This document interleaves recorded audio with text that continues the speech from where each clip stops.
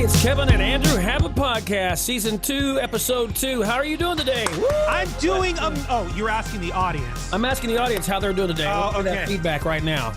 I don't hear anything. What's up with that? Is anybody out there? Of course there will be. We'll do live shows when we can no longer social distance. We'll actually be here hopefully in the studio doing them. I'd like to be able to be here in the studio. Yeah. And come to this studio. I don't know. Is your studio room there big enough for... Yeah, I have typical microphone for you and everything. Just like you can bring your mic if you want to. I know how you are about your... Right. It's got a silver case with lights and everything, yeah. When it transports. Got the Mariah Carey mic happening with all the glitter and the stuff on it.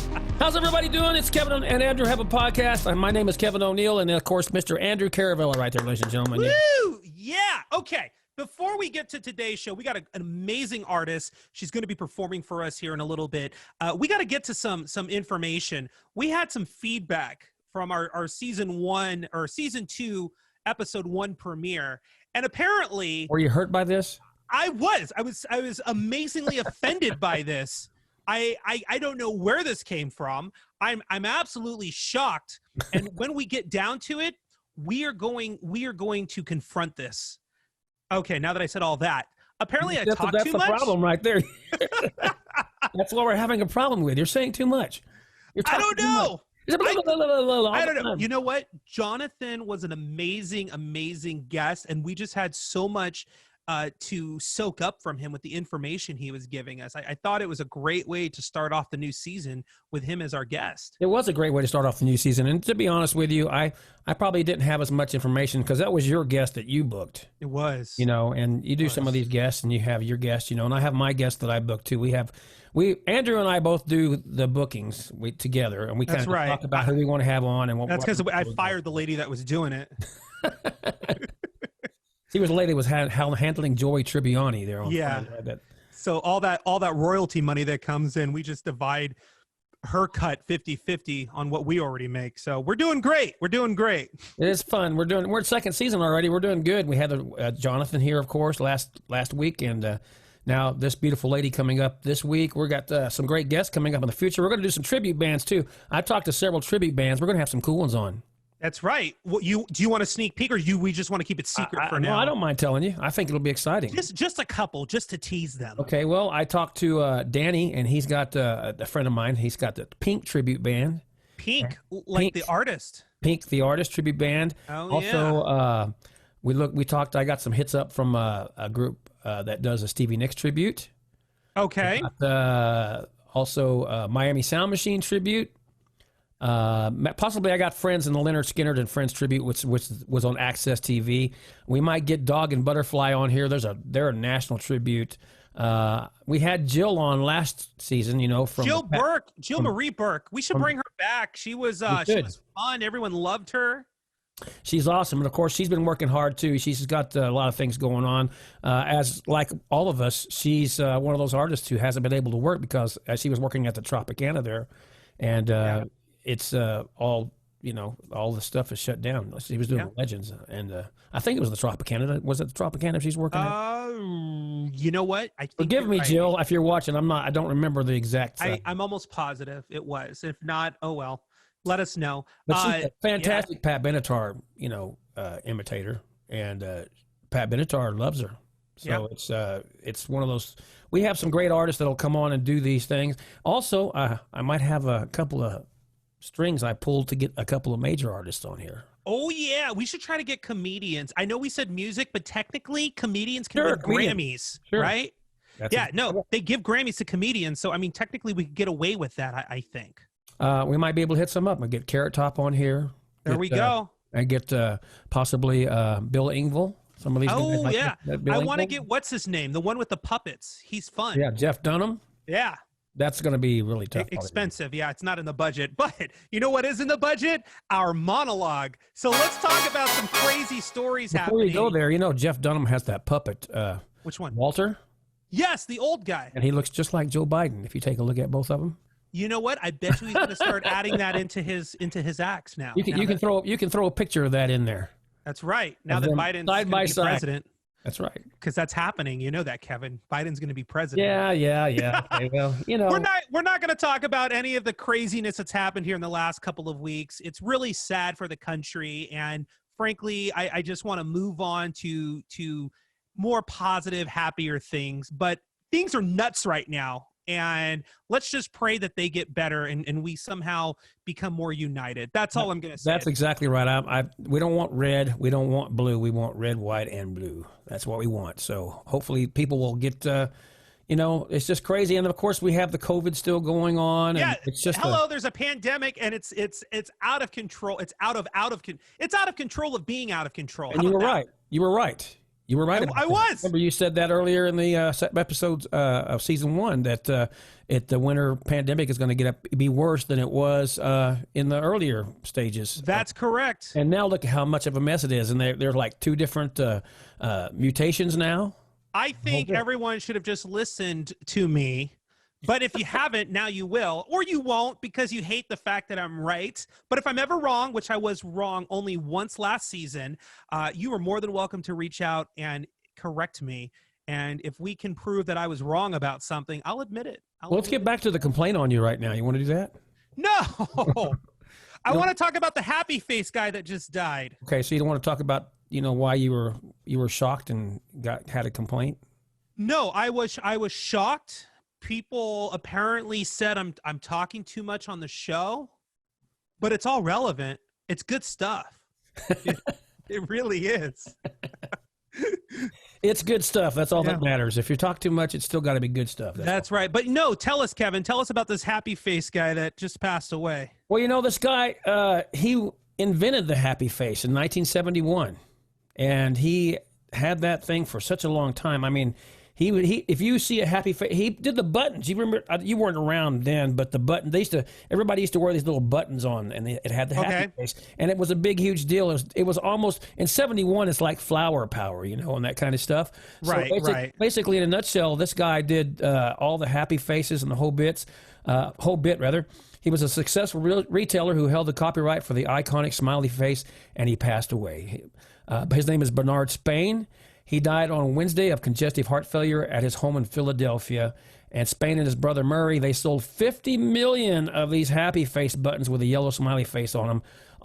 He obtained the copyright to that in 1971. And he later gave Walmart permission to use that mark. And, of course, you can see the happy face. If you go, they're lowering prices at Walmart. You see that happy face come up. That's because of Bernard Spain. That's his happy face. That's his whole deal. That's crazy. It's cool, right? It's cool that he invented that. I don't think it's ever going to fade or go out of style anytime soon, to be honest with you. No, I mean, we have the smiley faces now on the computer. I mean, that's basically what that's based on. And we send smiley face emojis. Right. Every day to our friends and stuff. So yeah, all right. Well, here's a story. It wouldn't be news without something saying a Florida woman or a Florida man. So a Florida man, that's the one I'm going to cover. A Florida man calls 911, complains about McDonald's and butt cocaine. What is that about? One Florida man is facing charges after calling into 911 over a McDonald's order. The Collier County Sheriff's Office says 56-year-old Mustafa Uwardi called emergency lines 3 times, saying that the fast food restaurant got his burger order wrong twice. Deputies responded to find a hostile Uwardi, who reportedly said he would not leave until they got his order right. While escorting him out, deputies say that they found rolled up marijuana before the man, and told them that he had cocaine hidden in his butt crack. He has been charged with counts of trespass, marijuana possession, and resisting law enforcement. Well, what I want to know, was his order correct? Yeah, that's really what it comes down to. Did they get the order right? Maybe they did. They did not get it right. I mean, every time I go to McDonald's, my order's never right. So, I mean, it's just like one of those things where he probably got in there and he was upset because his Big Mac had no pickles on it or something, and anyway, he got in trouble now. Of course, the butt cocaine thing, pretty crazy. That's how that works. First thing you're buying McDonald's while smoking some marijuana, and then the cops are showing and there's cocaine in your butt. How did this escalate? That's where we have to ask the question. How did this escalate? I don't know. That's the things people do in this world are just amazing me right now. I don't. It's like people don't have any common sense anymore. I mean, yeah, that was thrown out a long time ago. I know. I don't get it at all. And it's just crazy how that happens. I just don't get it. I just don't understand why people can't use. I mean, not to bring up too much of this, but it's like these people who did go into the White House the other day. I mean, or the Capitol. It was definitely the Capitol. How do they not know that they weren't going to be on camera, and how do they not, that they weren't going to get arrested and get seriously? Some of these people are going to be in jail for 20 years when they get convicted. I mean, and if you're running in there and you have like your ID card on like a necklace that you're wearing, or you have your name like embroidered onto the bag that you brought in with you, chances are that's not going to help you when all the security cameras take your pictures. They have HD cameras in those type of high security areas. Like, what did you think was going to happen? I know. I don't get it. And the guy sitting at Nancy Pelosi's desk with his feet up on the desk. And they did facial recognition, and they were able to determine. They didn't have to do facial recognition. They got a perfect picture of him right there. I've got the picture. Oh yeah, well that's true. And you can put it on here because it's just crazy how people have no common sense right now. I don't get it at all. Our guest is here. All right, that's exciting. She is sideways. Wait, let's see if we can get her the right way. Hey, there she is. Hello. It's Maxx, everybody. Recording artist extraordinaire Maxx. How are you? I'm good. How are you? We're doing great. So you're going to obviously do some songs for us here in the next hour or so. We're super excited about it. Yeah. Tell us where you're at right now and a little bit about you before we take our first quick commercial break. Okay. Currently where I'm at physically right now. Yeah, let's do it. Why not? Okay. It looks very interesting. You're sitting on like a fur chair of some kind, I guess. Yes, this is because my mom likes furry things. I probably wouldn't have a fur chair because I'm vegan, but it's fake fur, she just said. It's fake. So but I'm in my living room. Email us. Yeah, I love animals. I'm a big supporter. But I'm in my living room right now. I forget what else you wanted me to tell you. My name is Maxx. I'm 20 years old. I'm in my living room. And you're a recording artist, right? And I'm a recording artist, yes. And my name is Kevin. I'm just releasing my second single on the 14th, January 14th, next week. Awesome. Well, everybody, stick around. We're going to take a quick commercial break. It's Kevin and Andrew have a podcast. And when we come back, we're going to get to know a little more about Maxx. She's got a really special story about how she came to be as a professional recording artist. And then she's probably going to sing a couple things for us. So stick around. We'll be right back.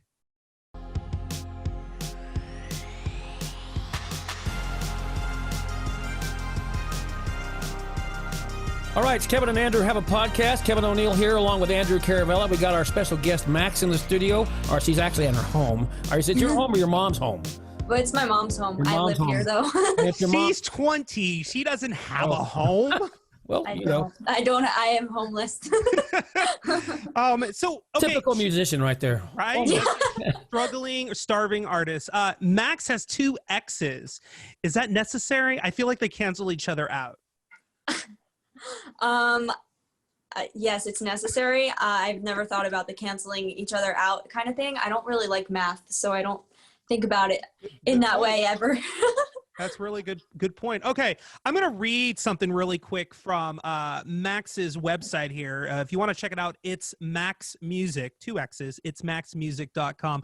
And it's going to be super like hot and heavy, like, oh my gosh. And then we're going to talk about it because you truly are, from what I've seen, what kind of engulfs what an artist is. You're really sharing your life. So what I noticed here is it says, my father first stepped into my life when I was 2 years old and was an inconsistent figure until I started seeing him 3 days a week and one overnight, staying during the weekend. It sounds like a dream come true, but at the age of 6, my father's best friend and sometimes roommate began molesting me, which he allowed. Now, I'm just going to let that sit for a second with our audience. That's huge, and that's tough to bite on. But at the same time, there's a lot of people out there, even if they're not in the music industry, who are searching for themselves. And to have something so traumatic happen so young to a child, how do you get from that to music to be your outlet? Well, I think I tried a lot of different outlets that were not productive in any way. That included self-harm and just like unhealthy coping skills. And when I find, it's actually kind of what my next single is about. I finally got to this place in my life where I was like, I don't want to be this sad victim, depressed person anymore. I want to live my life. I want to start loving myself. I want to live a life. I don't want to be a robot anymore. And the only feelings I do feel are sadness. And once I realized that, once I started writing music about what was going on with me and all my feelings and my experiences, it was like, it kind of left me. Like I didn't have such an attachment to it. It was like a release for me. And it was like I became addicted to that, just how good it felt to let it go. And then also connect with other people in that way. And it was just like, I couldn't stop after I got that rush, that high from that. And yeah, I stuck with it, and it really has helped me heal in so many ways. Now, you say some other things, on your website about it, because it goes a lot deeper than that, aside from like the whole rape aspect. But like you were also locked in like your closet and the room, and just left sitting in front of the TV for hours on end as a child, single digits as an age, right? Like 7, 8, 9 years old. That's super, super traumatic. Yeah.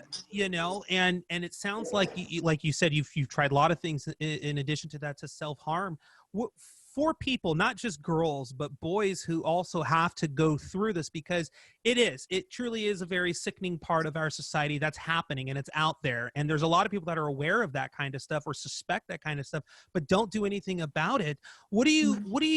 What's the message to those people of hope that you can give them that are currently struggling with this or are aware of this type of situation happening in their own communities or even their own families? Well, I think that support and having people around you that you can trust is really important. But I also know that there are people out there that don't have access to that, which is really rough. And I think that having people around you that support you and love you and that you feel like you can trust is super important, because whether you realize it or not, I think a lot of us bottle up our emotions and feelings, and especially the things we're scared to look at. And if you have someone to talk to and someone that you feel comfortable with, releasing it in any way, whether it's talking or writing or anything, just get it out of you as much as you can, because bottling it up only like makes the journey of healing harder and longer. So I guess my answer to that is just express yourself in any way possible and release it from yourself. And also keep in mind that your experiences are not you. You are not your experiences. Like, just because I was abused as a kid and A, B, and C happened to me does not mean that that is me. That's not what defines me. That's not who I am inside. So I think it's really important to tell people, like, or get people to realize that it's two separate things. Like, and the reason that these things do happen to people is not because of them. It's because of their abusers and the pain that they went through. Like, the only reason that my dad and his friend did all the things they did to me was because they're in pain inside, they're hurt inside, they don't like themselves. And for the longest time, I was angry with them. And then I finally came to this realization that I can't be mad at them. Like, they weren't taught love. They weren't taught proper love or relationships, and they didn't know how to treat a child at all. Not that doesn't mean it's okay what they did, but I have to find a place of compassion for them. So let me say to you, your music basically is an expression of what happened. That's basically going to be the starting of what you do and how you sing. Are you going to? This will help a lot of people out. This will help a lot of people, parents, children, people who have lived with this for years and years, possibly like maybe you have, that maybe they have. You think music is a great expression for that? Do you think other things are a great expression for that too as well? Of course, yeah. Yeah, I think, meaning like, are there other ways besides music? Is Right, that what you're like asking? art, comedy, as we were Yeah. talking about earlier, some of the things that this is a good way to express yourself, but this is a way for you to get started. And do you think this will help not only you, but others as well in the future, and maybe get other artists to express themselves through the music? Do you have a goal with helping others who have been Oh, through? yeah. So, I mean, originally I remember I wrote my first song that like really like it hit me where I was like, whoa, this is super therapeutic. I had like raging anxiety to the point where I was like shaking every single day. And I started writing about it. And once I had enough lyrics, I called my producer and I was like, hey, can we write this song? And he was like, yeah, sure. So we got in the studio, and the second I left the studio, my anxiety was like completely gone. And I still to this day have not like shaken like that from anxiety. And it was like an everyday thing. But while we were writing that song, I made it clear to them. I was like, I want to make this song so that everyone can relate to it, whether it's about anxiety, a relationship, depression, like anything. I want them to be able to relate to it. So I try and write my music so that it's not just for me, and so that other people can relate to it, and then it helps them too. But also, I want people who look up to me or know me or enjoy my music to look at me and say, wow, she got through it, I can too. And also, I want to be there for anyone who is struggling. And I always say, like, whenever I'm doing podcasts or lives on Instagram or anything, my Instagram DMs are open. Like, you can always message me if you need someone to talk to. I'm there for everyone, and I'm happy to help anyone through whatever they're going through. Wow. Maxx, what's the first song you're going to be singing for us here today? The first song is my first single called No Good at Love.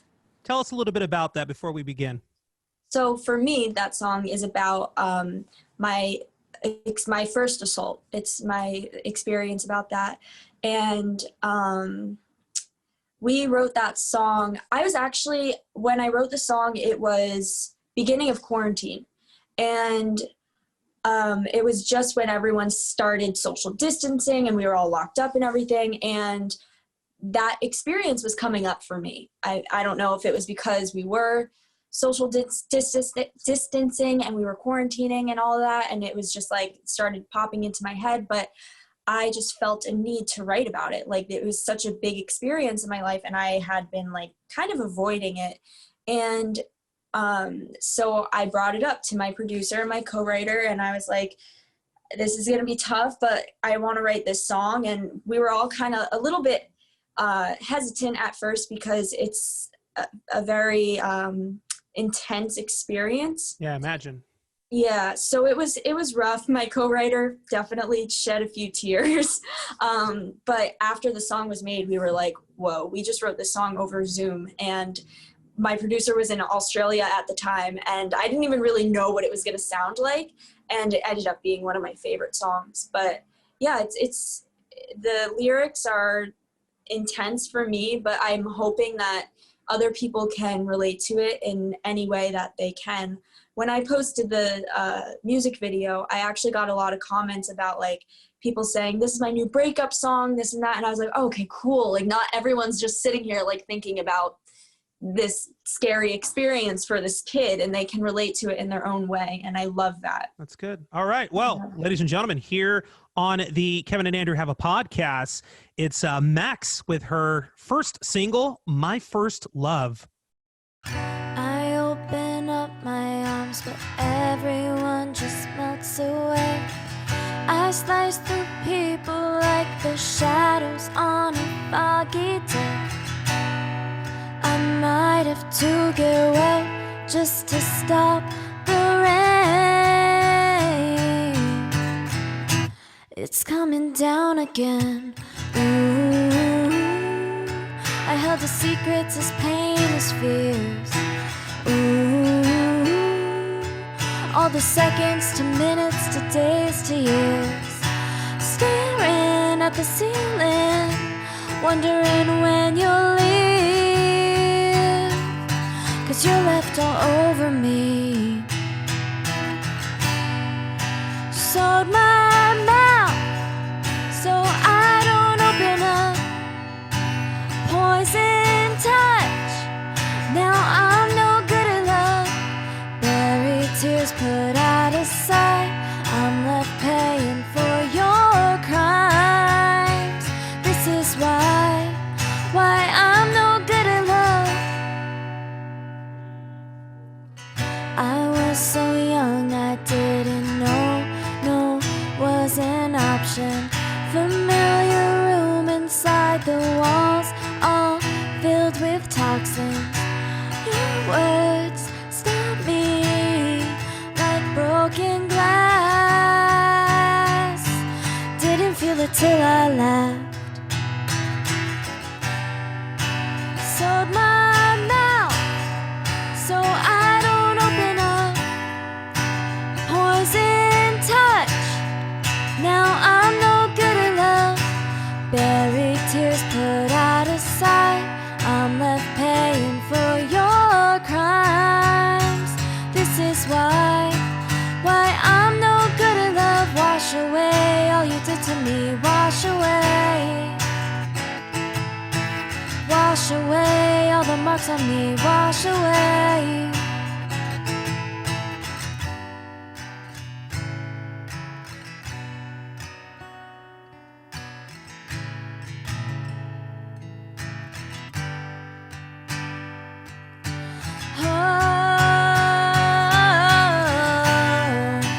Sold my mouth so I don't open up, poison touch, now I'm no good at love.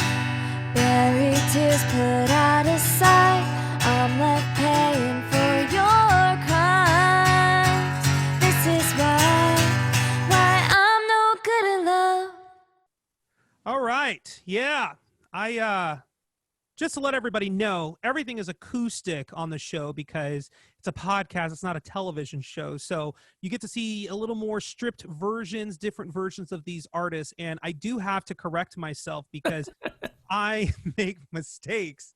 The name of the song is not My First Love. It's No It's Good amazing at Love. that you admit that you make mistakes.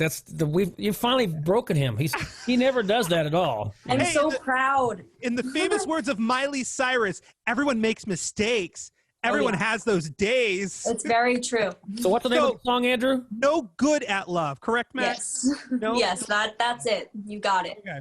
So either way, it was an amazing song. Thank you. And I'm hoping people are now actually Googling the correct name for the song, No Good at Love by Maxx. I would like to say, this happened to you when you were a little kid. This all happened to you when you how old were you again? My first memory is 6 years old. And you're how old now? I'm 20. So it's taken you this long to write about it, and you've had to live with this the whole time. So, and you went in just right after COVID started, which you said April, I believe. So Yeah. you've dealt with this all this time. So all that anxiety has been built in for this many years for you, and Yeah. now you're getting the release.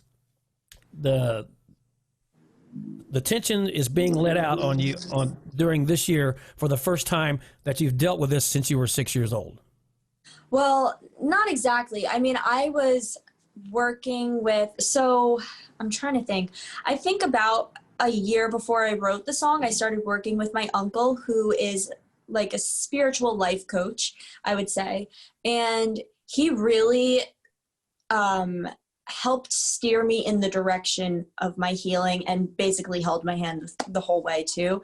But what he does is really take you back into your childhood and heal your inner child, which at first I was like super resistant to because it involved exercises, like talking to yourself as if you're like a baby and like nourishing your inner child. And I was like, that's stupid. No, I'm not doing that. And then eventually one day I just wanted to, and I literally now write a letter to my inner child every morning. Like, it's one of the first things I do. Oh, wow. I wake up and I'm like, good morning, little Anna. I know you had a rough day yesterday, but today it's okay. Or like, what actually is super helpful for me, because I deal with a lot of 20-year-old boys. When I know what you like, mean. I get it. yeah, it sucks. But I was like seeing this one guy, and I had this realization that I was starting to feel like similar feelings that I felt about my dad abandoning me. And I was like, wait a second, we are not in the same situation here. And I wrote to my inner child that morning, and I was like, okay, listen here. Your dad abandoned you, but this teenage 20-year-old stupid boy not texting you back is not the same thing. So you need to separate the two. Right. And it sounds crazy, but that's hard for people your age. Yes, like abandonment issues show up in, like, if you're texting with a guy for a month and then all of a sudden they drop off the face of the earth, you're like, wait, where'd you go and why and what's wrong with me? And all these questions start coming up in your head. And then I was like, I used to do the same thing with my dad. Why doesn't my dad want me? Why doesn't my dad want visitation? Why doesn't my dad treat me right? And then I was like, this boy is not my dad, and I can't look for my dad in these boys. And that was like a huge thing that I have like used my inner child work with, and it's helped me separate the difference. But that's just a tiny part of it. And just for the record, just so we can clear this up, you'd mentioned your uncle has helped you with this. Your uncle is Eric Nies. Is it Nies? Eric Nies. Yeah. Eric Nies. Eric Nies is most famous for MTV's Real World Season 1. Yeah. I'm assuming he's like a licensed therapist now or something. I don't know. He's not licensed, but he does personal work with friends and family, and right. People find him on Instagram and stuff and message him. I'm actually like really impressed with him because he has saved lives, including mine. But like the clients that he has, like, he doesn't have any like personal connection to, and they come to him and they're like, please help me. And he literally just brings them back. It's so mind-blowing how he does it. You talk about like the spiritual stuff. And mm-hmm. I also noticed that it shows that here on the website, again, it's maxmusic.com. That's with 2 X's. It's maxmusic.com. That, with the therapy there, the counseling that you're going through, you are medication free. Mm-hmm. And that there's a reason for that. When I was 9 years old, I was put on medication. And around 2017, I came to this realization that I wasn't feeling anything. Like, I didn't know what happiness felt like. I didn't know what sadness felt like. I was just completely numb.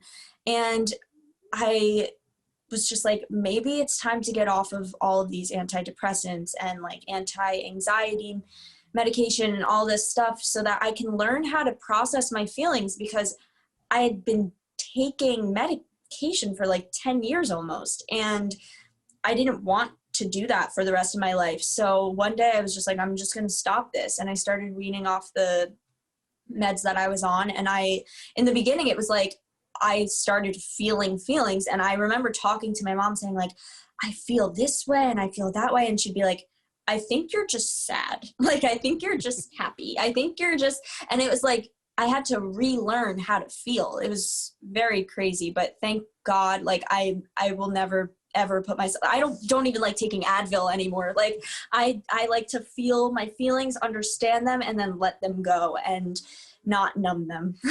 Here's a tough question. What do you think the most challenging or most difficult part of your struggle has been for your mother? Oh God. with all of this? I think probably seeing me want to die.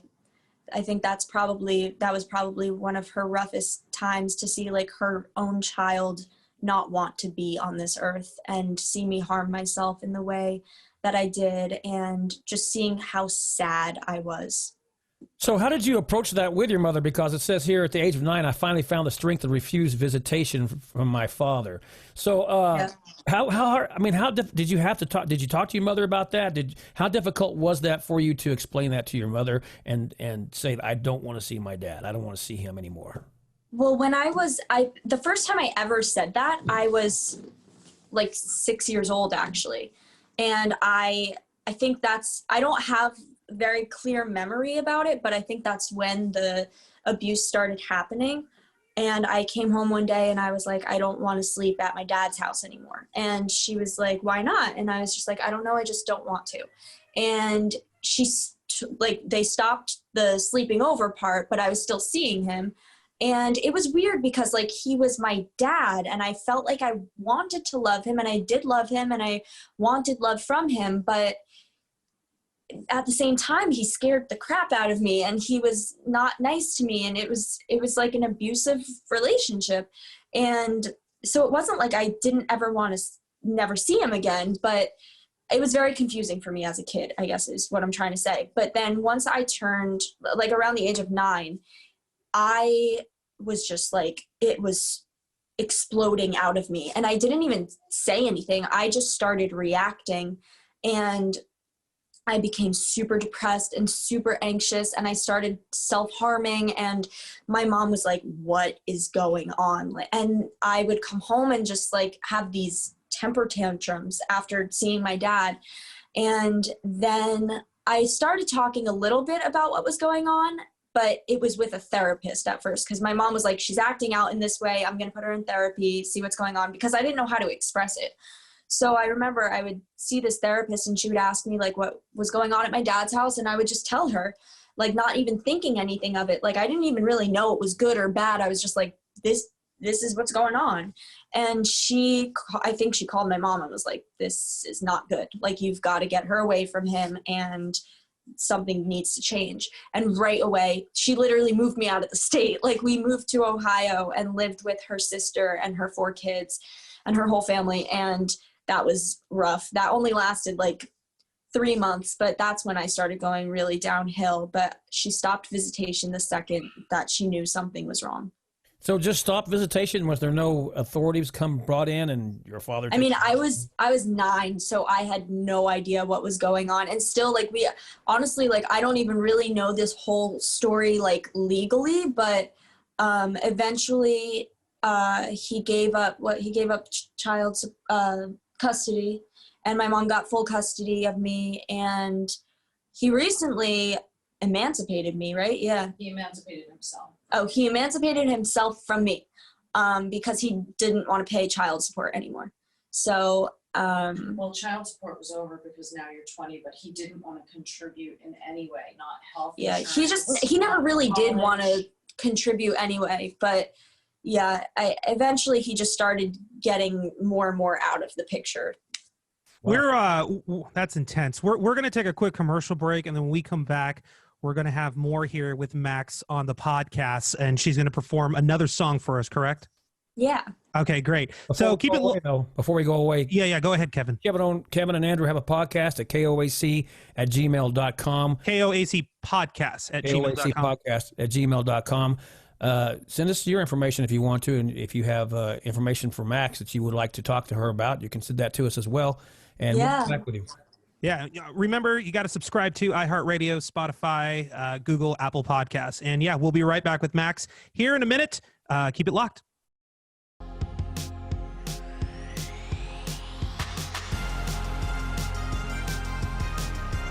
All right, it's Kevin and Andrew have a podcast. We are back from our little commercial break there. We're visiting with Maxx, and she's got a new single out called No Good at Love. I'll get it right. No Good at Love. And No. That's the old single. That's the old. Well, that's the old single. We heard that earlier, right? That was the one that I got wrong. And now, yes. And if you want to hear more from Maxx, of course, you can go to It's Maxx, MAXX Music, itsmaxmusic.com, and check her out. Very sweet girl here. Her older single, No Good at Love. But you have another single you're going to play for us here shortly too, right? Yes. Yeah. What's that called? What's it called? That's called Breaking Out. All right, tell us about. Yeah, go ahead. So Breaking Out, I actually wrote When I was finally starting to like have hope about my life, and I felt like the darkness was kind of leaving me, and I was like, okay, it's time to stop crying about all of my trauma and all of my sadness. I want to be a person now, and I want to experience life, and I want to experience happiness, and I'm going to let myself. And it's pretty much, that's just what it's about. It's about coming out of this dark place and realizing that I'm worth being a person and having a life and living and being happy. Breaking out, right? Yep. All right, I'm writing that down. Okay, ladies and gentlemen, performing Breaking Out here on the Kevin and Andrew Have a Podcast, stripped acoustic, right here, raw. It is Maxx. Check it out.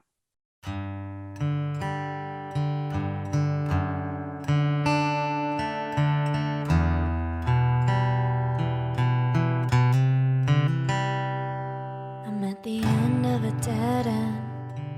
Can't sit here and pretend that it's been an easy road. I'm retracing these old steps, picking pieces of what's left. Can I find what's left of me? It's loudest in the silence, it's darkest in the day. I'm surrounded by these people, but it doesn't feel that way.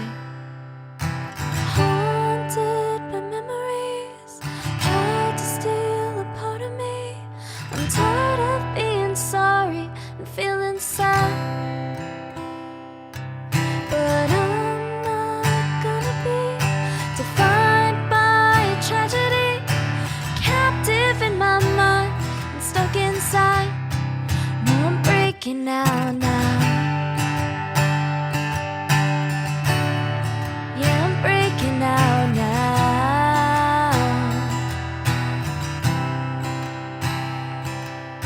My whole life was a puzzle. Another year, another struggle. They tried to fix me, but they didn't know how. Turns out I'm not crazy, though the story's still hazy. I'm starting to see it now. My eyes are fully open, the skies are finally clear. I wasn't really broken, just nightmares turning real.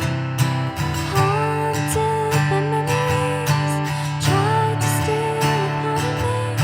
I'm tired of being sorry, feeling sad, but I'm not gonna be defined by a tragedy. Captive in my mind and stuck inside. No, I'm breaking out now. Yeah, I'm breaking out now.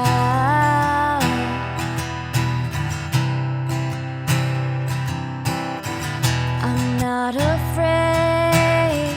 I see the light. I'm ready. I'm ready.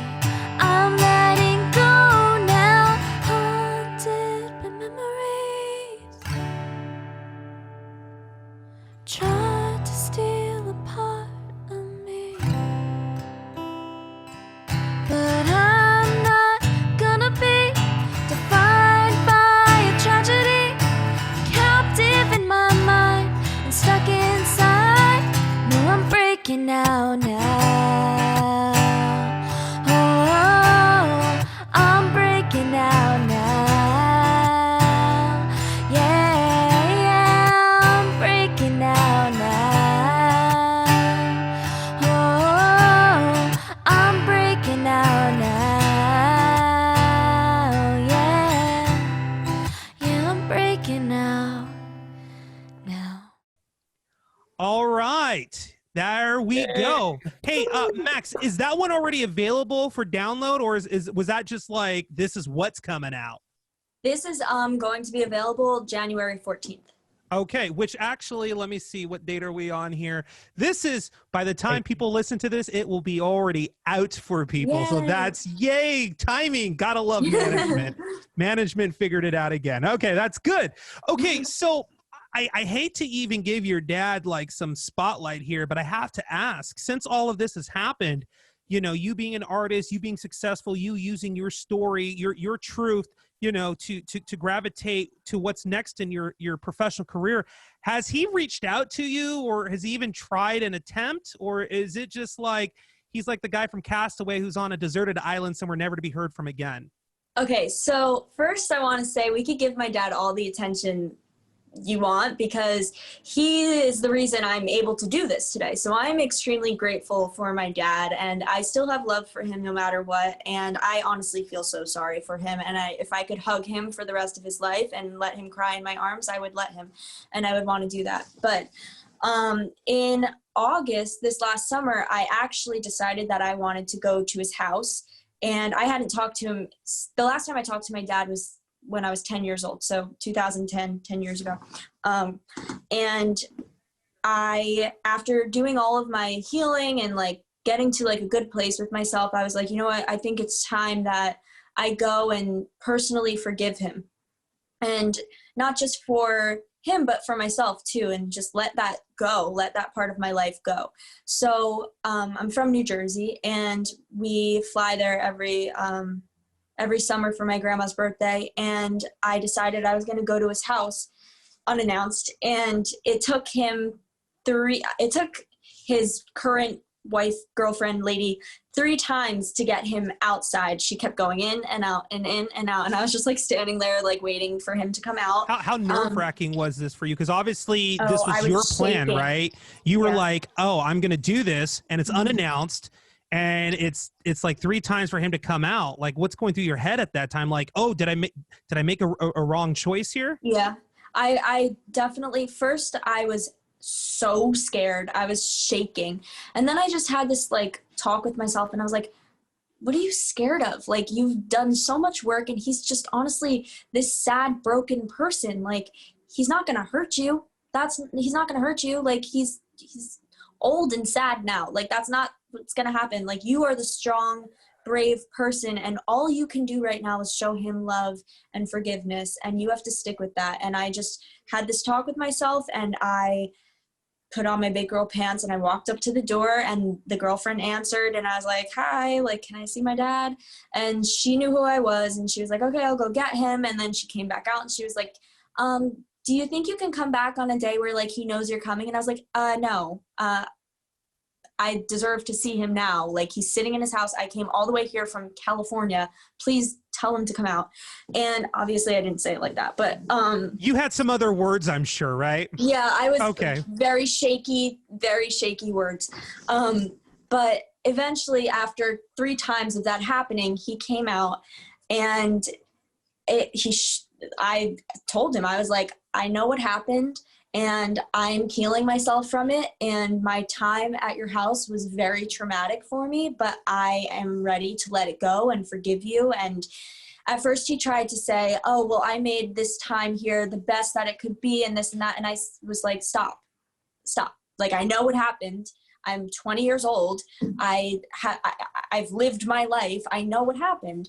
Stop trying to make it not a thing. And he ended up saying, I'm sorry, and I'm really grateful that you can put it past you. And he actually wanted to build a relationship with me, and he asked for my phone number, and I was just like, I don't think it's going to be beneficial for me at this time in my life, but maybe down the road I'll be open to that. And then I ended up putting the song out a few months later, and I have a feeling he wasn't too happy about it. Because I have not heard from him at all, and it kind of felt like we were on like good terms, but at this point they've kind of just fell off the face of the earth. And I'm not really upset or have any feelings around it because he was never in my life in the first place, but I just think it's immature. You know? And you know what? That's your truth. That song is your truth, not his. You know, Right. Exactly. if he wanted, If you don't want a to, song written about you, don't do shitty things. That goes for everyone. right Exactly. now you know why Taylor Swift wrote her first song She's about my a guy girl. named Drew. You know, I went on a Right date. here. Yeah, I went on a date like a little bit over a month ago, and I'm sitting in the car with the guy, and he's like, we're talking about my music and stuff like that, and he's like, oh God, are you gonna write a song about me? And I was like, Oh wow. depends. You make that decision. And I ended up writing a whole album about him. It's sitting in my phone. Yeah. And just for the record, ladies and gentlemen, I will never ever confirm or deny if Taylor Swift's song about a guy named Drew is about me or not. Just want to put that out there. So, would you have felt defeated if he never came to the door, or would you have just kicked it in like cops and gone in anyways? I probably wouldn't have gone in anyway, but I wouldn't have felt defeated. I would have felt like, wow, seriously? Like, you are that immature, you're that childish, you're that broken inside that you cannot come out and see your daughter after like, you don't even know what I'm going to say. Like, he had no clue I was going there. So I would have been like super embarrassed for him and just been like, wow, that's really not cool for you. But I probably would have written him a letter or something like that. The thing is, you faced your demons, basically, in a nutshell, when you went up to that door and knocked on that door that day. You were facing your demons, and that's something that everybody who has gone through this needs to learn and needs to learn how to do. Is that if you go through something like this, I don't care if you're 6, if you're 40, if you're 30, if you're 20, if you're 10, whatever the case is, if something like this happens to you, don't let it eat at you. Don't let it, I mean, yes, is it devastating? Absolutely, it's devastating. Is it something that's going to affect your head? Absolutely, it's something that's going to affect your head. And you're going to have to deal with this for a long time. And but the main thing that you did, which I am very proud of, I'll say I'm very proud of you for this, is that you faced your demons. You faced that issue. You faced that problem. You found an outlet, first of all, through your music to do, to get this out of your head and to get to let you move on in life, which is something that everyone needs to be able to do.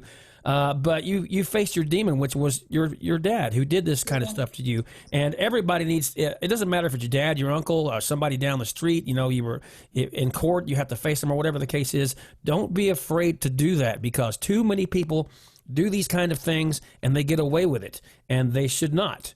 And, it's good therapy for you as a person, or whoever the person is, to face their demons and to find an outlet such as music, as we were talking about earlier, comedy, poetry, find some social work that you want to do, find something that you love to get your mind off of these things and to get you some therapy in some way that you can move on through life and not have to go through the things that you went through, which is, I'm assuming from the conversation we had earlier that you did not want to live at some point. Yeah. For a good chunk of my life, yeah. So, I mean, this is something that everybody needs to hear this podcast, especially today, and face your demons. Do not let that run your life. Do not, get away, get it out of your head and face those demons and move on with something that's more positive and more strong. Yeah. You play video games, Max? I don't. Dang, then you're not going to get the reference, but... Sorry. Maybe your mom will. I don't know. You basically defeated level 8 of Super Mario Brothers. Oh, I can understand that. Okay, I mean, I'm that's not like the top level. Yeah, I played Mario Kart and Mario Brothers here and there. Okay. With my cousins growing up, I just never became like a video game person, but I'd understand. You got brothers or sisters? No, I have pets that I consider family. Oh, okay. That's good. That's good. But actually, I recently found out that my dad had another kid, so I guess I do have a brother. I met him when I went and visited him in August, but he's a baby. Right. And I don't know how I feel about it yet. Like, it's weird calling him my brother. Like, I went 20 years being an only child, and now like one day he just sent me a text and he was like, "Here's your brother," and I was like, random. Okay, thanks. Yeah. Like, nice to hi. Like, it was the weirdest experience ever. But when I did see him, he seemed really happy and healthy. So I'm hoping that he's okay and that my dad is too tired and old to be abusive towards an innocent child again. But I really wanted to just take him with me and like save him, whether he was in a good or a bad situation. But yeah, I have a stepbrother. All right. That's amazing. Kevin. So we're talking with Maxx. It's maxmusic.com. That's MAXX in the it's maxmusic.com. Her new single is called Breaking Out. And of course, her older single that we discussed earlier. We've heard both of these songs today. Yeah, they were great. No Good at Love and Breaking Out. And Maxx, you're awesome. I'm loving you. Thank you. You're such a sweet girl. And I wish you, of course, the best. I like the website. Looks good. And, Thank you. You know, Jonathan did an amazing job. Yeah, Jonathan is good at that stuff. Yeah. You're on all the. I noticed you're on Spotify and you're on Apple and iTunes. All of that. Yeah. And, you're on YouTube as well. Do you have a video? I see.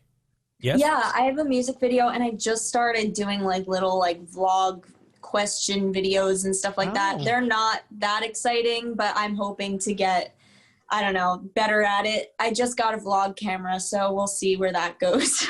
Exciting. It's all new. It's a brave new world for Maxx. Yes.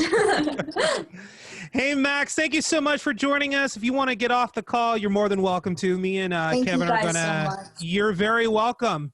We're excited to have very, you on. very welcome. And Maxx, feel free to reach out to us whenever. We would love to have you back as a follow-up. Oh my gosh, please. When you I get would a new love single. to. When you get a new single, some more new singles Okay. come out there, and best of luck to you. Hope you chart some stuff. Thank you so much. Thank you guys. You're welcome. Have a Take great care. night. You too. Bye-bye. Bye.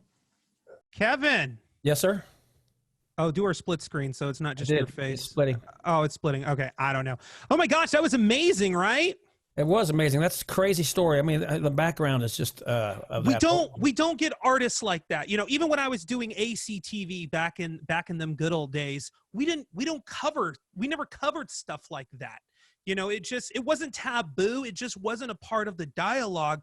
And that really, really shows where today's youth in music is. It really is about the story and how you came to be. You know, it's the message that you're trying to give to the audience. And Maxx has an incredible story. Very, very heartfelt. It's like Oprah up in this thing, let me tell you. It's an amazing story. And here's the thing I was telling her earlier. It's just.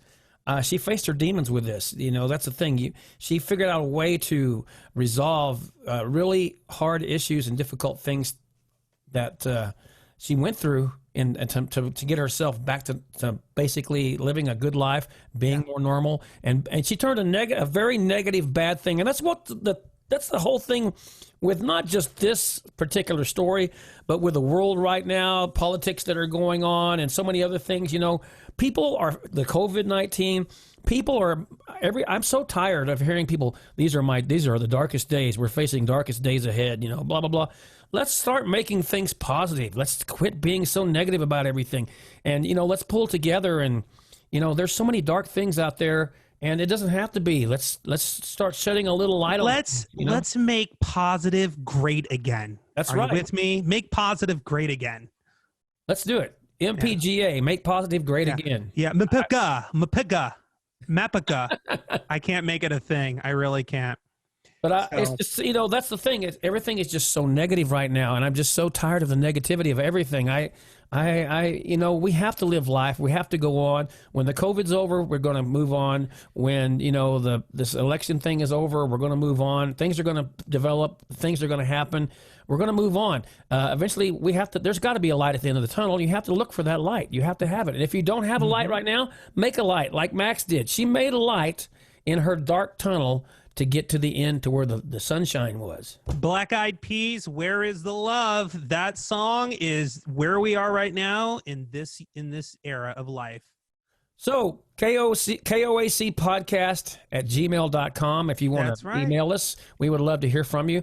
Kevin and Andrew have a podcast. All you got to do is Google it. It's really easy. That's right. On Facebook. You know, I've seen it come up on a bunch of other websites too. It's getting out there. It's really popular. We got fan sites that are finding us. I got Russian and Germany fan sites that still pop up ACTV. It's pretty cool. But Subscribe, follow on Facebook Watch and YouTube. You can also subscribe to us, iHeartRadio, Spotify, Spreaker, Amazon Alexa, believe it or not. She will, watch this, Alexa, play Kevin and Andrew Have a Podcast. Hopefully, there's not an Alexa in the room that's confusing you right now. But, oh wait, hold on. Alexa, stop! My Alexa just went off. You could also subscribe on Google Podcasts and Apple Podcasts as well. Right. Of course, you want to watch it on television and Facebook Watch, and also on YouTube. And That's right. And if you don't have a television, for instance, you're at work and you just want to hear the podcast or driving in the car. That's right. Kevin and Andrew Have a Podcast. Like I said, Apple, Spotify, on Google, Spotify, Spreaker. It's all there. iTunes, they call it iTunes. iTunes, well, Apple Podcasts. Apple but Podcasts, that's but it. iTunes, you can find us, yeah. So we're glad you're here with this episode 2. We're about to wrap this whole thing up, but we've got more great artists coming up in the future. I got some pretty good stuff coming up, and so does So we want you to come join us, and if you subscribe to us on YouTube especially, we need followers. We want you to join us and follow us on We're YouTube. desperate, please. We're not desperate, but we're I'm happy. desperate. That's true. All right, well, I'll see you next time. Please take care, be kind, and later. All right, Kevin and Andrew Have a Podcast. God bless you all. See you next week. Take care. Kevin and Andrew Have a Podcast has been made possible by Kevin O'Neill's Sound Labs. If you're an independent singer or songwriter and you want to be on the show, you can always email us at koacpodcast@gmail.com. Make sure to subscribe and follow on YouTube and Facebook, keyword Kevin and Andrew Have a Podcast. You can always subscribe to the audio-only version at iHeartRadio, Spotify, Spreaker, Amazon Alexa, or Google and Apple Podcasts. I'm Andrew Caravella. We'll see you next time. Later.